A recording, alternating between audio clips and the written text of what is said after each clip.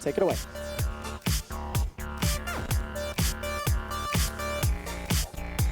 Thank you so much, gentlemen, and welcome everybody to the Post Game Lobby, where Krepo and I are now joined by Exile, the mid laner for the Unicorns of Love. Congratulations, hard-fought series, it looked like. Yeah, it was kind of tough series. I felt like we played the first two games really clean. Actually, third game, we fell behind early game, but yeah, we managed to close it out. I love how you say, I think we played the first two games really clean, but then that first game ending, so up until that point, and what happened there? I think in the first game was quite a drafting mistake that we let Varus open, actually, because Varus is like able to stall the game to 60 minutes, and yeah, then they won a team fight. But yeah, we fixed this for game 2 and 3, and then we saw the results. Yeah, guys, we are going to take a look at that moment once again, because it was a very impressive fight, though, from Fnatic as well. Yeah, it was just like their comp was catered around team fights. Exile, looking back at that moment right here, do you think it was wise just taking that fight, or should you guys have just went back to the split push, or did you feel if you didn't take the fight right here, you would lose like Baron and Dragon, for example? We felt here actually that we are like at a stronger point, especially because we have like Trundle-wise Jhin, who can like melt the Nautilus with the Trundle. So we felt like quite comfortable. But yeah, it turns out that the team fighting is actually quite strong because we can't really follow up with the DPS when there's like Victor ult and Graves as well. So yeah, this was like quite a mistake to take probably. But I think that overall, yeah, we shouldn't even let it to get to this point.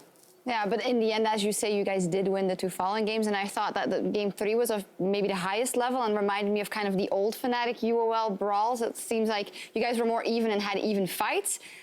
But you guys did have to rely on that Baron steal in the end. Xerxes also got player of the series for that one. What was the communication like? Did he say, I got it, guys? Here we thought that we just go for the 50-50 basically, because we saw that Jhin has the force shot, so we were like calling this out and trying to like avoid Jhin to let Jhin to the Baron. Worked out quite fine, and then in the end we got this. Yeah, quite a few pro players that were watching the series at home were tweeting about it as well.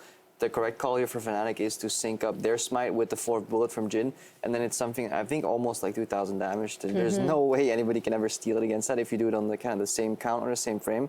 So it was a good call then from Unicorns to kind of get it before that ever gets communicated by Fnatic. Also, you were saying how well Xerxes is actually really, really good at this specifically. I mean, he was 1v4 before Samix arrived kind of to back you guys up. He was stalling solo and the threat of him stealing.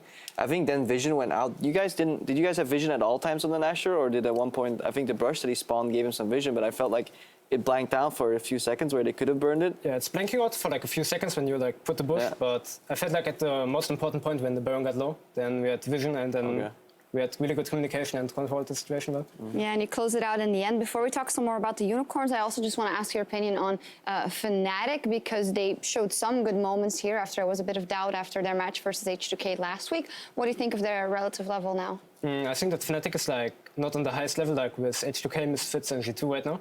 But I believe that they have a lot of potential to become like a really strong team. And yeah, it takes some time to them to like play together well and figure stuff out. Also, I feel like the draft sometimes is quite weird.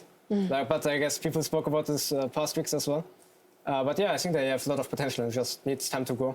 How was laning against Caps? Because I feel like he's a bit of a different player than most mids. In the Rise versus Victor matchup, I felt like he was going for a lot of kind of, in my opinion, cocky trades that he ends up blowing his Ghost Flash afterwards. I think that was the trade after which you were on bottom, actually. And then also like the Vladimir all-ins, because we kind of saw like two sides of Caps. I feel like Caps is mechanically insanely player. Like he's playing this really well, but I feel like on the same side, like he's relying too much on this. Like he's not playing matchups sometimes as he would, but he's like then going to more like trading and outplaying the enemy. But he's really good at this, so yeah. I think like mechanically he's probably the best player I've played against. How hard is it to hit skill shots on Caps? He's juking quite a lot, but yeah, you just need to be patient. And then he's like juking too much, and that's quite easy to hit. Do you wait for people to kind of like juke and then turn, or do you wait for to see a pattern in their jukes, or do you know like certain players, do they juke in certain directions, or how does a mid laner know how to play around jukes? You know, against some players, like they move quite cocky, like Kevs, when he's like juking all the time and tries to outplay.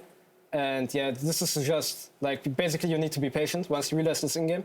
And then at one point when he's juking all the time, then he's getting into a bad spot. And it's like sometimes easier to hit skill shots. Would you consider yourself as cocky in lane?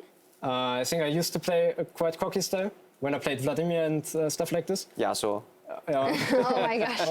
Gotta bring it up again. But I don't think I'm playing too cocky. Sometimes, and I think I get punished for this really well. Yeah, in general, if we look at your growth, we talked about IEM, and Xerxes had a comment that his eyes were opened there, the fact that, you know, being out-jungled by Karsa and kind of the pressure of playing versus other teams. How was that tournament for you, and how do you think you've kind of overcome what is there, and looking ahead now with the Unicorns above? When we entered IEM, we felt like a really strong team. At first, like, we beat Flash Wolves in the past, so we were like, okay, we can do this again. And we scrimmed Flash Wolves at the tournament, like at Katowice. And turned out they actually improved so much, and like the macro plays insane right now. And yeah, we knew that they're gonna win the entire tournament, and they like did it well. So. All right, but about the Unicorns, how did you guys kind of refine your momentum? It must have been really important because we, as looking from the outside in, thought, well, this could be a pivotal moment. You know, you guys had the loss to G2, then the loss at IEM, then versus H2K. So it could have been kind of, not H2K, I am messing my words up, am I? Whatever. Yeah.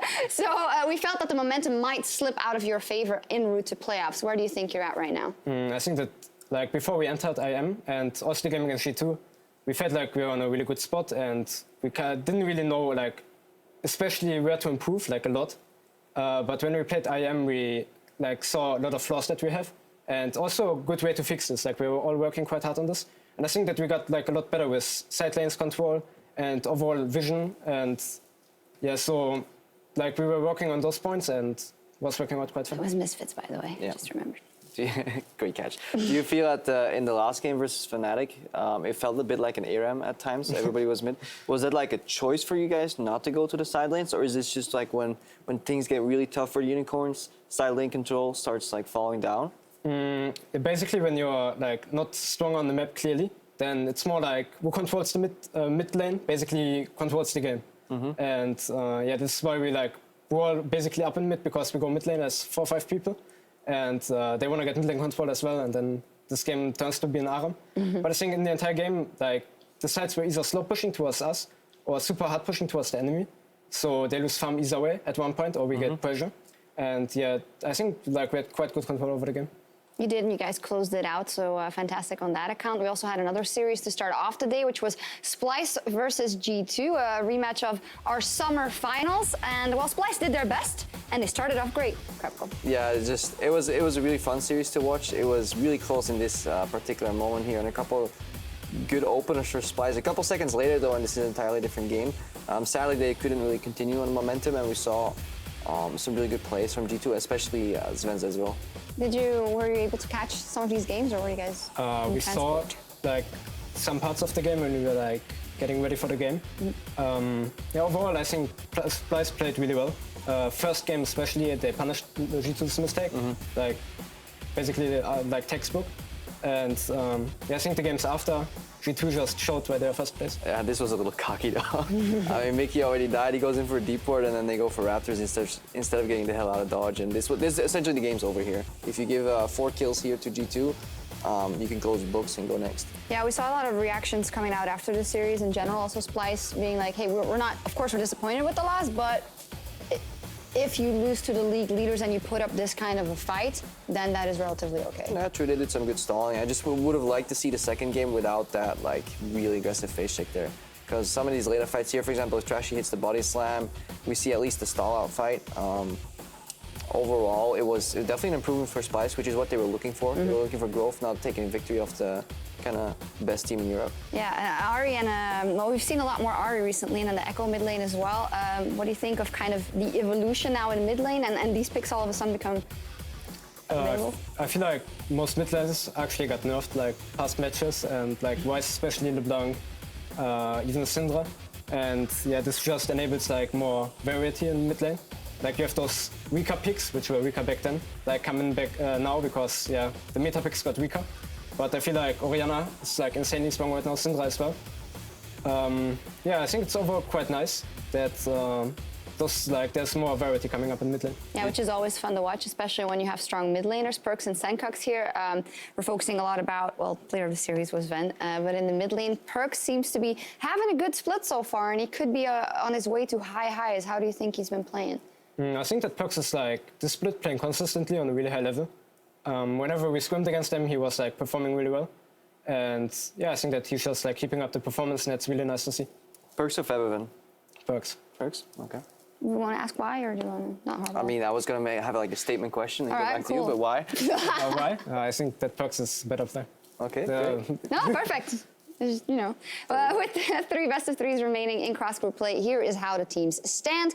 And a very important note there, if Vitality lose tomorrow, the Unicorns will be locked in for playoffs. So, I mean, it's always kind of BM to cheer for someone losing, but it would, of course, be good for you guys if you were locked in the playoffs. However, it doesn't look likely that you fall out of playoffs. I don't even think that's something that's on your mind right now. No, we are they are not even... we don't even want to be 6th spot getting into playoffs. This would be already a disappointment for us. Yeah, well, we will see what happens there. Of course, Fnatic could have picked up a super important win, but it doesn't seem like they'll be falling out of playoffs either. The question is, can they kind of improve enough to really make something happen in playoffs, yes or no? Yeah, that's what we need to see. We saw some growth. I don't think there was any atrocious draft today. I think they all had coherence, they all had a purpose, they all had clear win conditions that they could play to. They were given Varus over, so that definitely helps in game 1, and I think in game 3, Fnatic could have easily won that series, so definitely improvement. Yeah, and the Unicorns of Love, maybe to end the day, you guys are 1 leg in the playoffs and then possibly locking it in the next couple of matches. So Hamburg playing on that stage, that would be a very good experience for you as a German player, I can imagine. Yeah, I'm looking really forward to it. It's when I heard that we play in Hamburg for the finals, I was super hyped and super motivated to go there. Because Hamburg is a beautiful city, and I've been there before, and it's insanely nice, the entire harbor.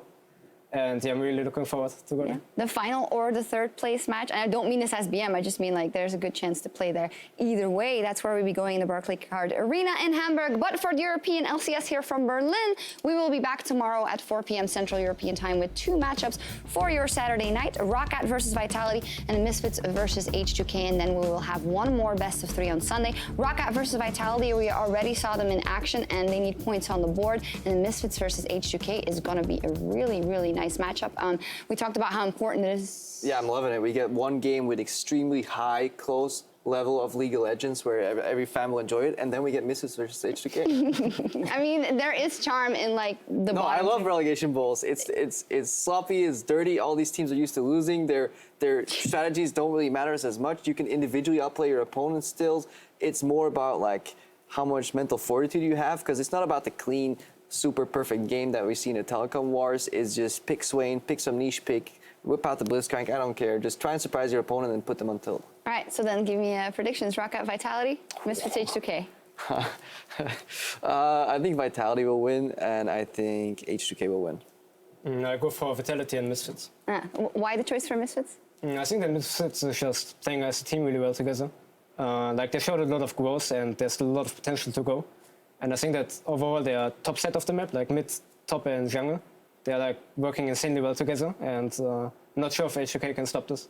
Do they have a chance to win the split, Misfits? No, I don't think they have a chance to win the split, actually. Because Unicorns are going to win.